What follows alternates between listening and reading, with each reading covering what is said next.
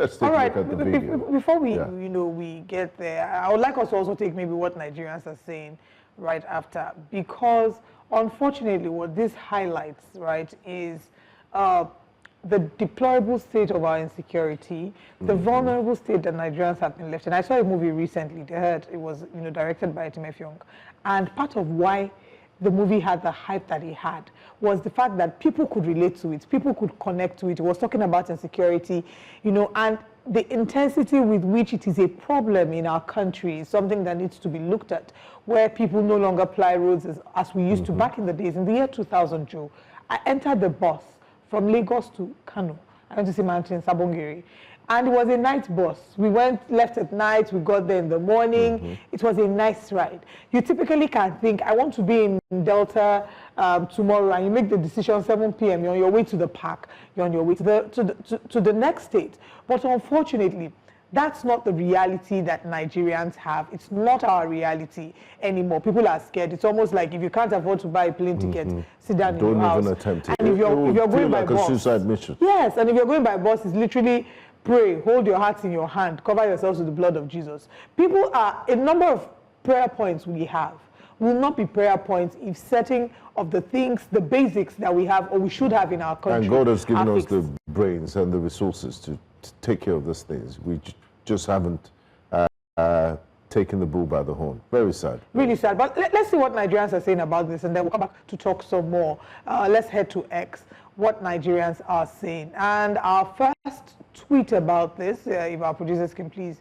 share the tweet so we can look into that. This has now become a norm now in Nigeria. Yes, this has become, Concello Joseph says, this has now become a norm now in Nigeria. Kidnap and then get rich off ransom. What are the security agencies doing? This is worrisome. Someone cannot travel through the road, and not everyone can afford the high cost of using planes.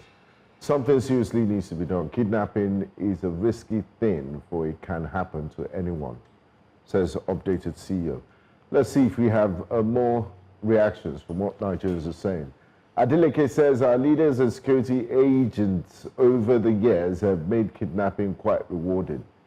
It has an almost 100% success rate with a near zero chance of the perpetrators being caught or prevented from displaying their ill-gotten wealth. Even when caught, chances are they may be pardoned after spending a few years in jail. Quite sad, says Adeleke. Cute Smart says, but who posted the video and where is the location? Interesting question there. Oshoma the Great says, a whole citizen is kidnapped for 20 million naira. Yet the same government that can't secure its people keeps increasing security budgets yearly. Nigeria's insecurity isn't a problem anymore. It's a system that feeds the top guys, in bracket politicians. Beatrice says, meanwhile, when she comes out of this situation next year, she'll be expected to pay tax to a country whose security forces failed to rescue her from kidnappers' den.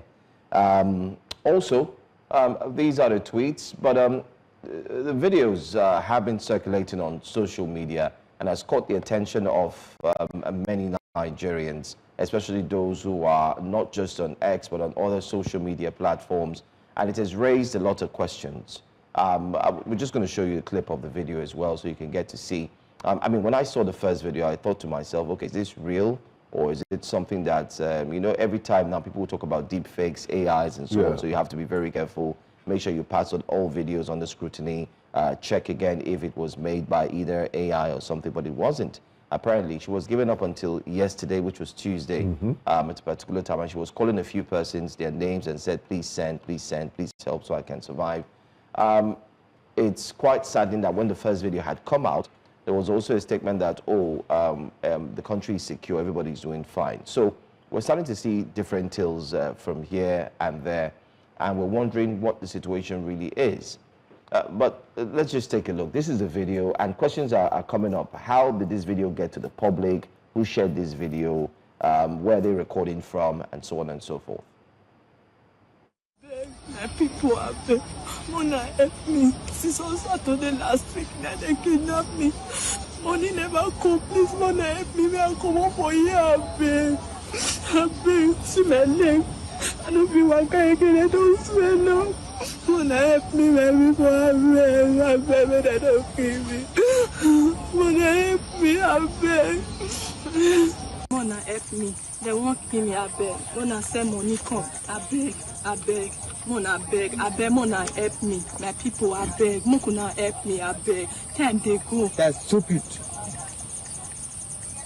Yeah. My people, I beg. Mona quick. We can need to kill. Now 5 o'clock. Before I come. Yes, they don't kill me. Now they don't kill me. 5 o'clock. They can't play that. How was you? Sad situation there. Well, let's wait to see. Hopefully we can get information from security operatives on the way forward concerning the video that has been circulating, which you actually saw right here. It's worrisome. It's worrisome in two ways, in the sense that you have someone who has been calling out for help, and the case is, how are they able to record? How are they able to share the video? How is the video able to get on social media? Is there a way that the video can be tracked to find the particular area where she is? And these are so many questions Nigerians are asking. And then if you go on X, you find people, especially on social media, a cross-section of Nigerians believe that at the same time, if someone makes a post that doesn't sit well, that person will be found out in due time. But when these kind of posts are being shared, it's hard to be traced, or you can't trace it to where this particular sad ordeal is taking place. So it's a mixed reaction, and like you read in the tweets, everyone is really worried. I mean, the responsibility of government is to secure the lives of Nigerians. Basic responsibility. This is not the first time we're seeing this sort of incident. So my biggest grouse is this kidnappings have been going on for years, more than a decade now. In those 10 years, what mechanisms have you put in place to discourage kidnapping? And you understand the systems of ransom payment. You could use marked money. You could tag the bag that is used to transport. You could put GPS trackers. We have drones. There's NIN. There's BVN, and you still haven't been able to discourage kidnapping as a business. Track which money? The money of the person using to pay for ransom. Yes. Who is going to track the money? Is it not when when the family go to the police? They don't go to the police anymore. Yes. They don't go to the police because there's just that fear that initially they might go. Sometimes the kidnappers will warn you not to go to the police, and people are thinking, I rather want to save the life of my... No, but we can't keep making excuses for the security operatives. It's their responsibility. They should have found a way to deal with this menace of kidnapping. And I think the sentence or the penalty for kidnapping is too light. There was a time, I believe it was Adams Oshiomhole, that recommended the death penalty because her life is in their hands as we speak right now. So if you're bold enough to kidnap someone, knowing you should be bold enough to face the consequences. You should be bold enough to face the consequences. It's absolutely heart-wrenching. I can imagine what her family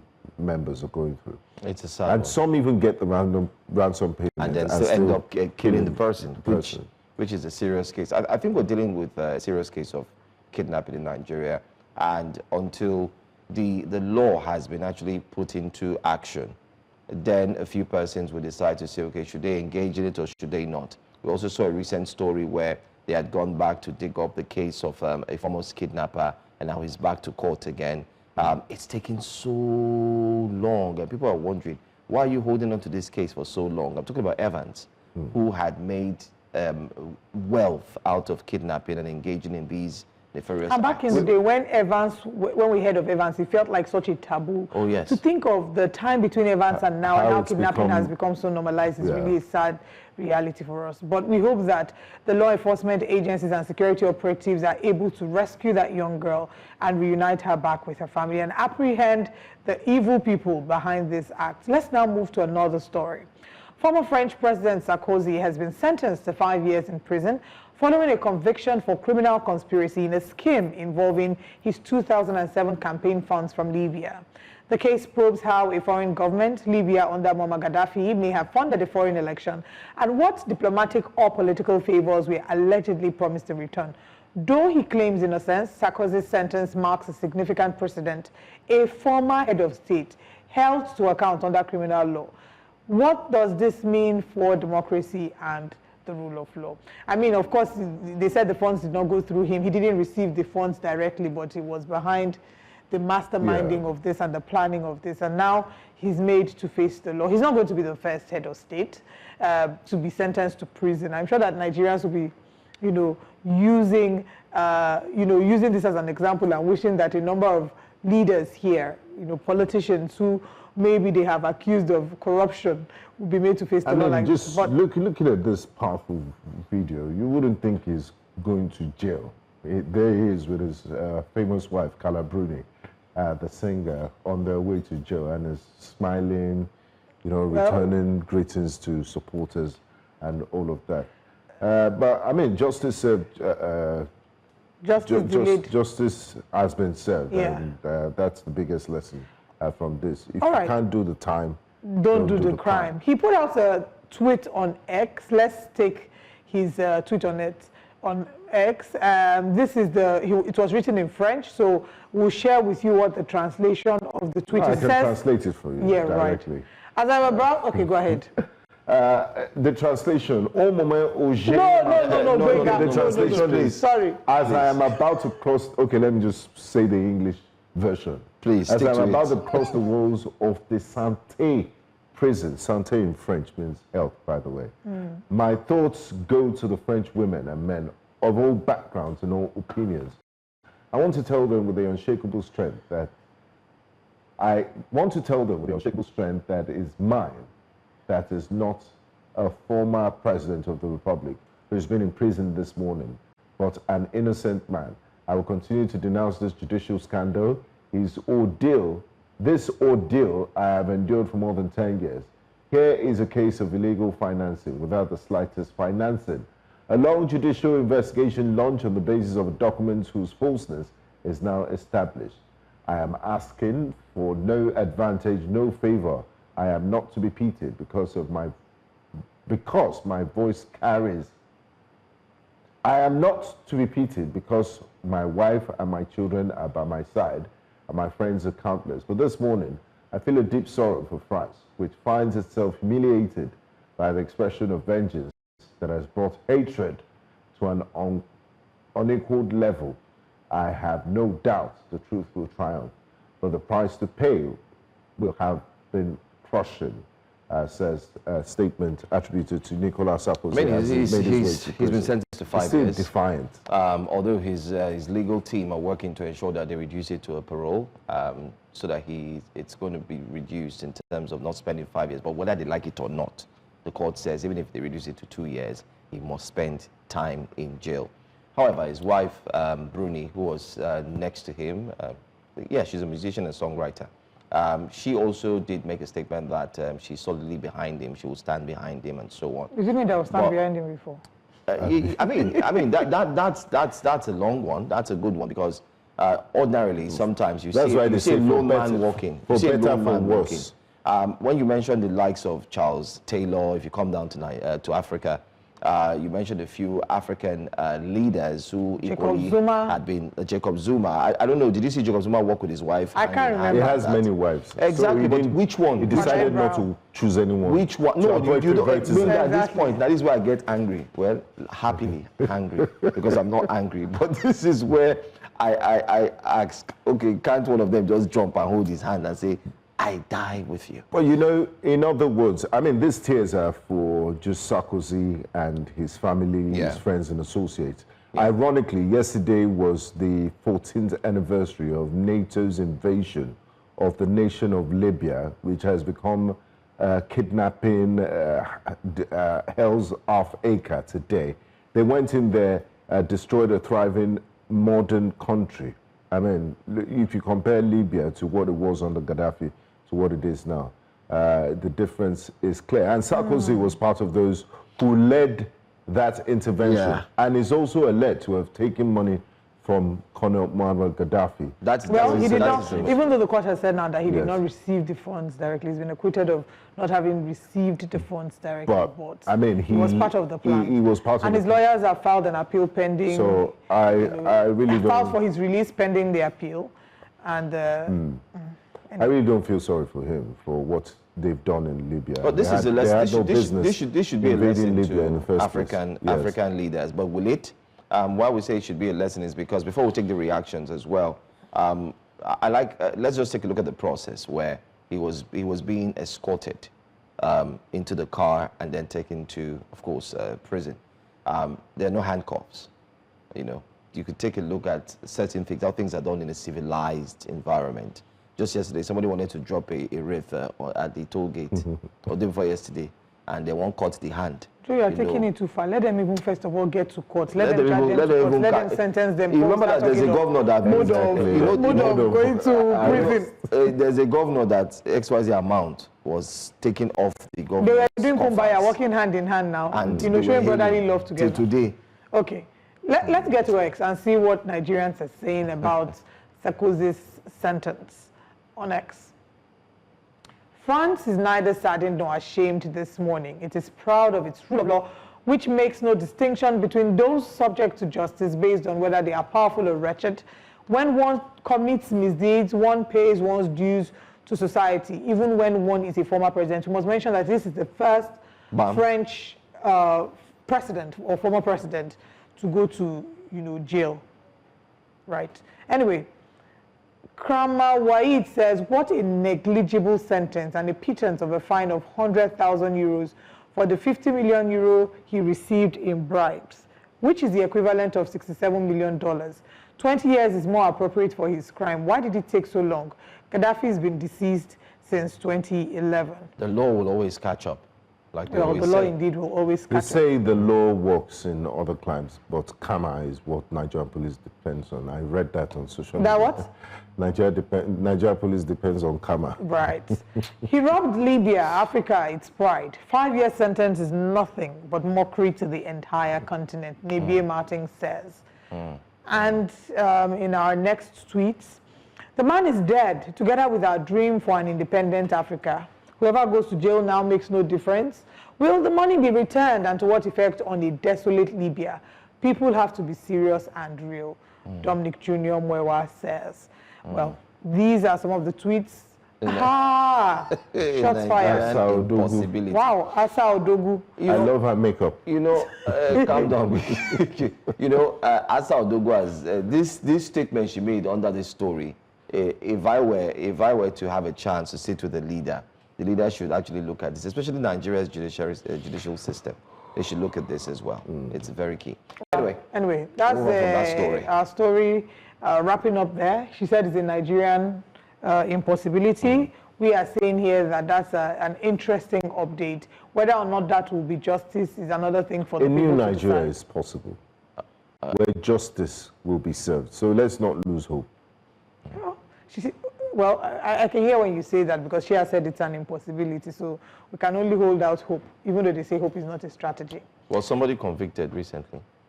For? Okay. No, I'm just asking. Let me quickly check on YouTube and see if I can take comments. Anyway, but quickly, while you're doing that, let's go to our last story very quickly because of time. The Nigerian Senate has approved amendments to the Criminal Code Act that prescribes a life imprisonment for anyone, take note, anyone convicted of defiling a minor. Now, how will the law be implemented across Nigeria's many jurisdictions and communities? We're going to find out in the course of this, but let's watch this video very briefly and then come back to talk about it. Those involved in defilement should suffer greater punishment. I propose that it should be 20 years if you defile an underage. Because I've seen cases of boys and girls under 10 years old, 5 years old, defiled by adults. You have proposed that for minors, defilement should carry 20 years. Any seconder? Yes, sir. Yes. A more severe one. There's a motion. Yes. Mr. Chairman, I second the motion, ably moved by Senator Adam Oshomba. For minors. For minors.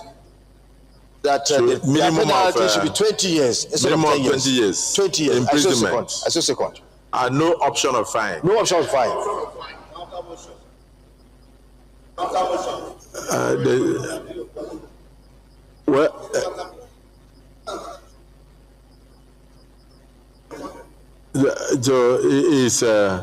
Senator Aledo, you wanted to say something? I wanted to propose a more stiffer punishment for defilement, life imprisonment. Because in other crimes, actually, it's life imprisonment. In fact, a capital punishment. Particularly in India, Pakistan, what have you, it's capital punishment. But here, we can reduce it to life imprisonment. DSP, the motion was on 20 years. But the counter motion is on life imprisonment. Mr. President, we don't have that in our rules. Once there's a motion and somebody seconds, then it will be put to vote. If he fails, then he can raise his own motion. We don't have this. It's alien to our rules. But we bear in mind. It's alien. We bear in mind that he has a counter motion. You can do that. But he knows, it's an experienced legislator.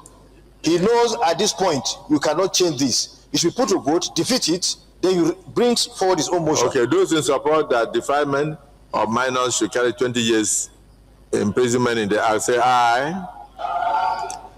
Those against say nay. Okay, so that is defeated. Yes, you can now move.